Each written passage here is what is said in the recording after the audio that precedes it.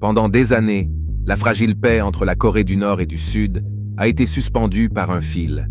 Cet équilibre délicat a maintenant atteint un point de rupture alarmant, avec des tensions atteignant des niveaux sans précédent.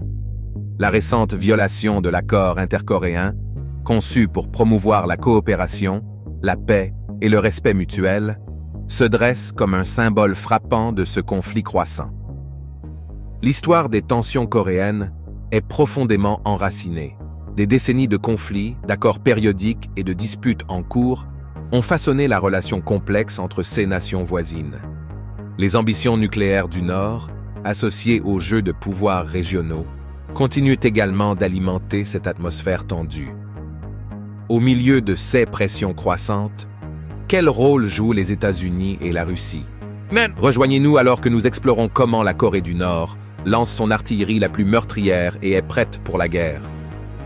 Le 13 septembre 2023, le dirigeant nord-coréen Kim Jong-un a rencontré le président russe, Vladimir Poutine, au cosmodrome de Vostochny, dans l'extrême-orient russe.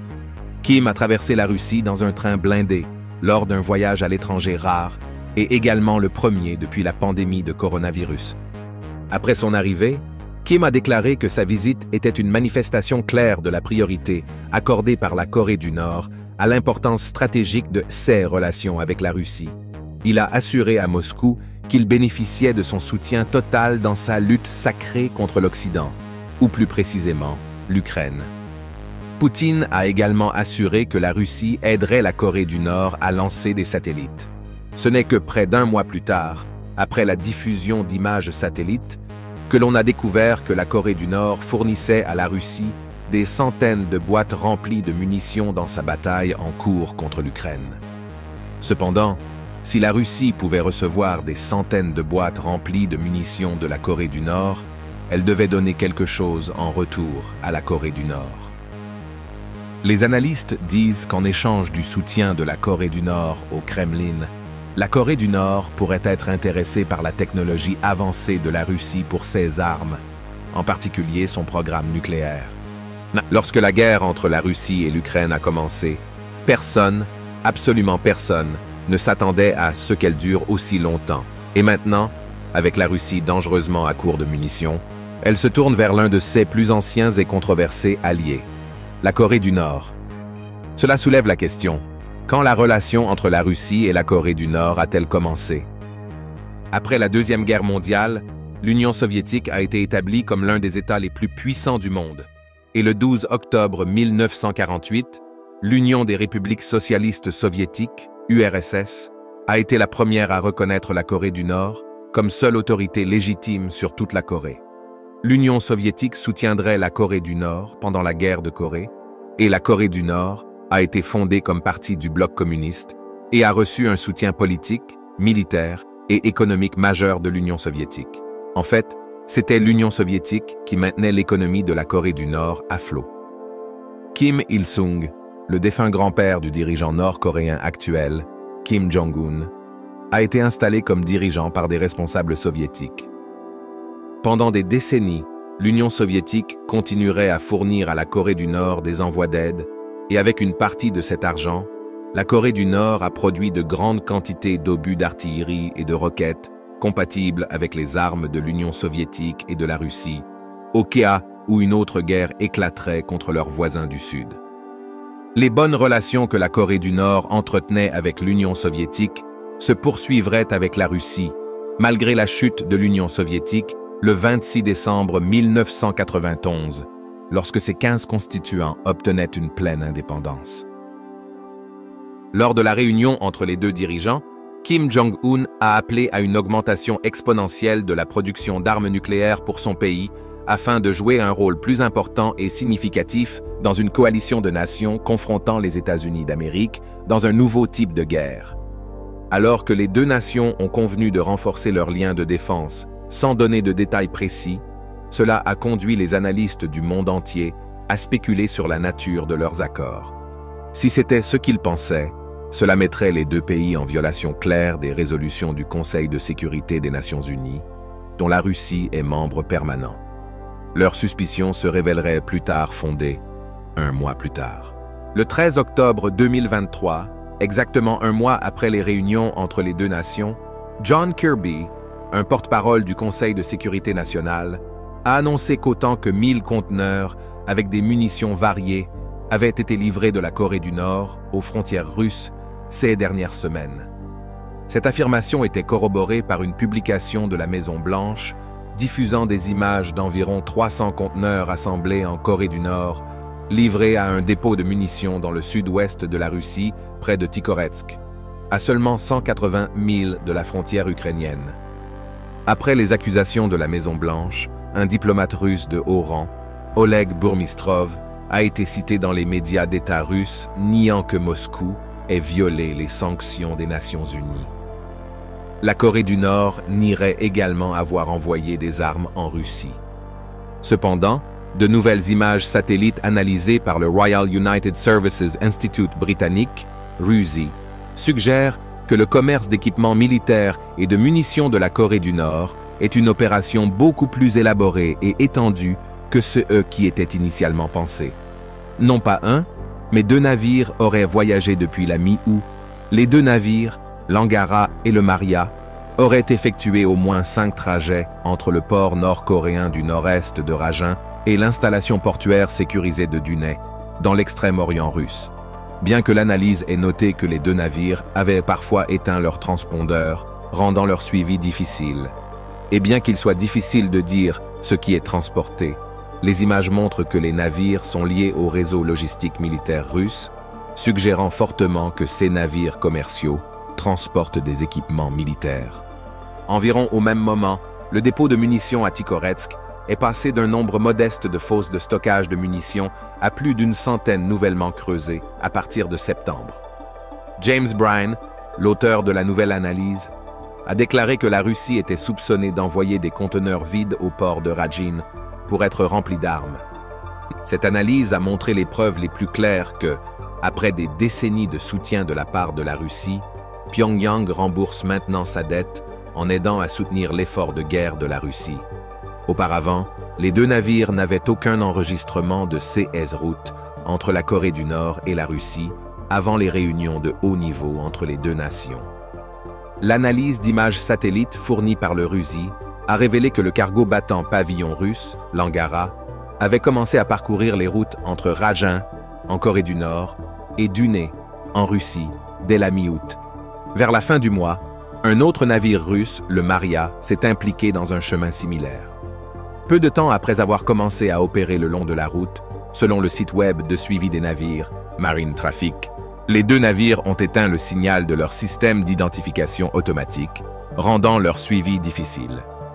Dans les images analysées, les 2 navires effectuent plusieurs voyages entre Dunay et Rajin, chargeant et déchargeant des conteneurs à chaque emplacement. À l'aéroport de Rajin, les 2 navires chargent et déchargent des conteneurs sur différents quais. À Dunay, les navires ont déchargé leur cargaison tout en étant accompagnés d'un navire militaire. Coïncidence, ou plutôt commodité, la Corée du Nord se trouve produire 2 des types de munitions que la Russie a utilisées dans la guerre, lourdement. Les roquettes de calibre 122 mm de l'époque soviétique et les obus d'artillerie de calibre 122. Maintenant, avec la guerre en Ukraine qui se poursuit sans fin en vue, la Russie a désespérément besoin de plus. La Russie et la Corée du Nord collaborent depuis beaucoup plus longtemps que l'Occident ne pourrait l'imaginer. D'autres armes incluses dans cet échange comprennent également d'autres armes conventionnelles, telles que des plateformes d'artillerie et des lance-roquettes. Ce duo, Angara et Maria, ont effectué au moins 5 voyages depuis, transportant des centaines de conteneurs, selon les images. La dernière livraison de la Corée du Nord à la Russie a eu lieu le 14 octobre. Angara est la propriété de M. Leasing, une société russe qui a déjà été sanctionnée par les États-Unis, le Royaume-Uni et l'Ukraine pour le transport d'armes et d'équipements militaires dans l'intérêt du gouvernement russe. Le navire lui-même a été accusé de livrer des armes en Syrie, au Soudan du Sud et en Irak. La société est à son tour gérée par le Marine Transshipping, un autre transporteur maritime controversé sanctionné pour le transport d'armes pour le gouvernement russe.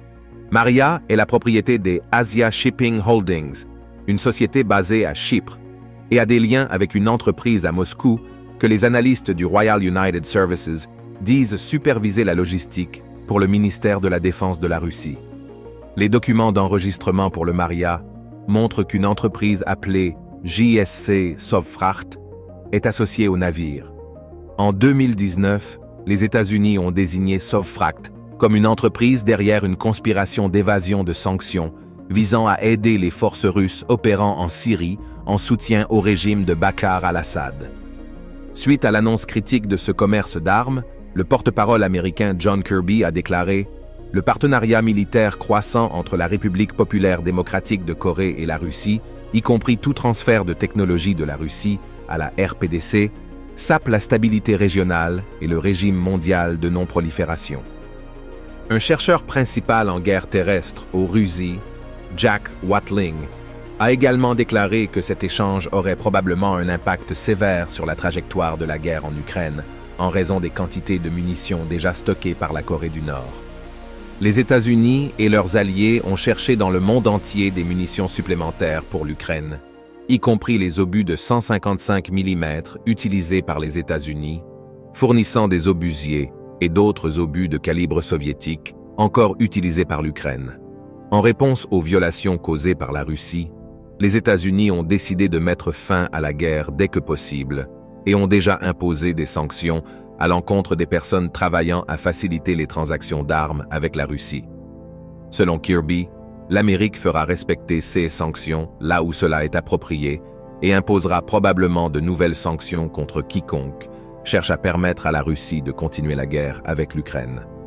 Étant donné que l'invasion de l'Ukraine par la Russie a été causée par le désir de l'Ukraine de rejoindre l'organisation du traité de l'Atlantique Nord, l'OTAN, ce qui amènera les États-Unis à avoir une base militaire en Ukraine, proche de la Russie, les États-Unis ont non seulement fourni des armes à l'Ukraine, mais ont également soutenu l'Ukraine avec des dons monétaires. Depuis l'invasion de l'Ukraine par la Russie, les États-Unis ont envoyé plus de 75 milliards de dollars d'aide à l'Ukraine. En échange de son soutien continu à la guerre de la Russie, le RUSI et les États-Unis estiment que Pyongyang cherche une assistance militaire de la Russie sous forme d'avions de chasse, de missiles solaires, de véhicules blindés, d'équipements de production de missiles balistiques et de technologies plus avancées. Depuis les premiers jours de la guerre en Ukraine, le président Joe Biden des États-Unis a exprimé des soupçons selon lesquels la Corée du Nord aurait fourni des armes à la Russie. Ces croyances n'ont fait que s'amplifier alors qu'il est devenu clair l'année dernière que Moscou manquait d'armement avancé et dépensait des quantités massives de munitions dans ce qui est essentiellement devenu une guerre axée sur l'artillerie. Étant donné la nature agressive de la Corée du Nord, il n'est guère surprenant que les pays du monde entier soient sur le qui-vive à l'idée que la Russie pourrait aider la Corée du Nord dans son programme nucléaire. Il est déjà clair que les deux pays ont violé les résolutions du Conseil de sécurité des Nations Unies. C'est particulièrement préoccupant pour les voisins de la Corée du Nord, la Corée du Sud, et ses plus grands alliés, les États-Unis. Le président des États-Unis, Joe Biden, a averti de conséquences désastreuses pour la Corée du Nord si elle lançait une attaque nucléaire dans le but de rassurer la Corée du Sud de l'engagement de Washington à défendre son allié contre le Nord. Lors d'une conférence de presse conjointe avec son homologue sud-coréen, Joe Biden a déclaré qu'une attaque nucléaire de la Corée du Nord contre les États-Unis, et ses alliés ou partenaires, est inacceptable et entraînera la fin de tout régime qui prendrait une telle mesure. Les préoccupations des deux pays à l'égard de la Corée du Nord ne sont pas sans fondement, car la Corée du Nord a une longue histoire de tests de missiles à longue portée. Le 4 janvier 2024, Mikhailo Podolyak, conseiller du président ukrainien, a confirmé que la Russie avait frappé l'Ukraine avec des missiles provenant de la Corée du Nord, corroborant une assertion antérieure de Washington. Faisant une déclaration à ce sujet, Podolyak a déclaré qu'il n'était plus question de déguisement. Dans le cadre de sa guerre génocidaire, la Fédération de Russie a pour la première fois frappé avec des missiles reçus de la Corée du Nord. Les États-Unis n'ont pas précisé quel type de missile Pyongyang avait envoyé à la Russie. John Kirby, le porte-parole des États-Unis, a déclaré qu'ils avaient une portée d'environ 900 km, soit environ 550 miles. Le vendredi 5 janvier 2024, la Corée du Nord a tiré plus de 200 obus d'artillerie près de deux îles sud-coréennes, a déclaré le ministère de la Défense de Séoul. Les habitants des deux îles ont reçu l'ordre d'évacuer. Le ministère de la Défense de Séoul a déclaré que les actions menaçaient la paix et qu'il y répondrait. Il a publié une déclaration peu de temps après, déclarant qu'il s'agissait d'un acte provocateur qui menaçait la paix sur la péninsule coréenne. Il a vivement averti que la Corée du Nord porterait l'entière responsabilité de la crise actuelle en escalade et les a fortement exhortés à cesser immédiatement ces actions. Cela constitue une violation flagrante de l'accord intercoréen. Qu'est-ce exactement que l'accord intercoréen? Il a été signé en 2018 et l'accord mettait l'accent sur le respect mutuel entre les deux nations, la renonciation à l'agression armée, la garantie d'échange de personnes entre les deux pays et la coopération dans de nombreux secteurs. Le 17 décembre 2023, la Corée du Nord a tiré un missile balistique à longue portée dans la mer, reprenant ainsi ses activités de test d'armement. Les observateurs ont déclaré que les tirs successifs de la Corée du Nord étaient probablement une protestation contre les initiatives de la Corée du Sud et des États-Unis visant à renforcer leur plan de dissuasion nucléaire face aux menaces nucléaires évolutives de la Corée du Nord. L'état-major interarmé sud-coréen a déclaré que le missile avait été tiré depuis une zone près de la capitale nord-coréenne de Pyongyang vers environ 10h38 du soir et avait parcouru 570 km, l'équivalent de 354 miles, avant de tomber dans la mer. L'armée sud-coréenne a déclaré qu'elle partageait des informations sur le lancement avec les États-Unis et le Japon pour analyser plus en détail les détails tout en maintenant une préparation contre la possibilité d'activités militaires supplémentaires de la Corée du Nord. Elle a critiqué le lancement comme une violation flagrante des résolutions du Conseil de sécurité des Nations Unies qui ont interdit à la Corée du Nord d'utiliser des technologies balistiques. Le Conseil de sécurité a imposé des sanctions à la Corée du Nord après son premier test d'explosion nucléaire en 2006 et les a renforcées au fil des ans, dans un total de 10 résolutions visant à couper les fonds et à réduire les programmes nucléaires et balistiques de la Corée du Nord. Cependant, cela n'a pas réussi jusqu'à présent. La dernière résolution de sanctions a été adoptée par le Conseil en décembre 2017. Dans le but de contrer les menaces nucléaires du Nord, Washington a accepté de déployer des sous-marins armés de missiles nucléaires en Corée du Sud et de permettre à Séoul de participer à ces opérations de planification nucléaire. Et en cas d'attaque nucléaire par Pyongyang, les deux pays ont promis de répondre rapidement, massivement et de manière décisive en utilisant toute la force de l'Alliance, y compris les armes nucléaires des États-Unis. Le lancement du missile balistique intercontinental par la Corée du Nord a provoqué un affrontement entre la Corée du Nord, la Russie avec les États-Unis, la Corée du Sud et leurs alliés au Conseil de sécurité d'urgence des Nations Unies. La Corée du Nord l'a qualifié de mesure de contre-avertissement face aux menaces des États-Unis et d'autres forces hostiles. L'ambassadeur nord-coréen Kim Song a déclaré que c'était l'année la plus dangereuse sur le plan militaire et sécuritaire de la péninsule coréenne, pointant du doigt les exercices militaires conjoints entre les États-Unis et la Corée du Sud intensifiés. Les États-Unis et 9 alliés ont fait référence à 5 lancements de missiles balistiques intercontinentaux nord-coréens et à plus de 25 lancements de missiles balistiques, ainsi qu'à 3 lancements de satellites utilisant la technologie des missiles balistiques, violant plusieurs résolutions du Conseil de sécurité et menaçant la paix et la stabilité de ses voisins et de la communauté internationale. Dans une déclaration lue avant la réunion du Conseil par le vice-ambassadeur des États-Unis, Robert Wood, entouré de 10 autres diplomates, a condamné le lancement du missile balistique intercontinental le 18 décembre 2023 et tous les lancements qui l'ont précédé. Anna Evstigneva, ambassadrice adjointe de la Russie aux Nations Unies, a qualifié les tentatives de condamner Pyongyang d'approche unilatérale. Anna a averti que la situation s'escalade vers un bord dangereux, pointant du doigt Pyongyang et Séoul, justifiant leur mouvement hostile comme une autodéfense. Elle a également accusé les États-Unis de déployer ces vastes machines militaires dans la région, affirmant que cela ressemble de plus en plus à des préparatifs pour une opération offensive. Les États-Unis ont nié à plusieurs reprises toute intention hostile. Evstigneva a déclaré que la Russie appelle à un règlement pacifique de toutes les questions de la péninsule coréenne par des moyens politiques et diplomatiques sans pression extérieure. Wood, vice-ambassadeur des États-Unis, a répliqué que les exercices militaires des États-Unis sont défensifs et que c'est la Corée du Nord qui a violé les résolutions du Conseil de sécurité des Nations Unies, pas la Corée du Sud, pas le Japon, pas les États-Unis. Il a également souligné que les États-Unis ont tenté à plusieurs reprises d'avoir un dialogue inconditionnel avec Pyongyang, mais que celui-ci a refusé. Le ministère de la Défense de la Corée du Nord a également dénoncé le fait que ses rivaux incluent des scénarios d'opérations nucléaires dans leurs exercices conjoints, le qualifiant de menace ouverte d'utiliser éventuellement des armes nucléaires contre le Nord. Il a également promis de préparer des mesures de contre-offensive non spécifiées. Le ministère nord-coréen a également critiqué les États-Unis pour le déploiement croissant d'importants actifs militaires en Corée du Sud en guise de démonstration de force, y compris des bombardiers stratégiques, etc., affirmant que cela constituait une menace militaire imprudente et déstabilisait la région. Une chose est claire à ce moment précis, malgré les efforts des États-Unis et de ses alliés pour dissuader les programmes nucléaires de la Corée du Nord, Kim Jong-un a clairement indiqué que la Corée du Nord n'abandonnerait jamais ses objectifs nucléaires.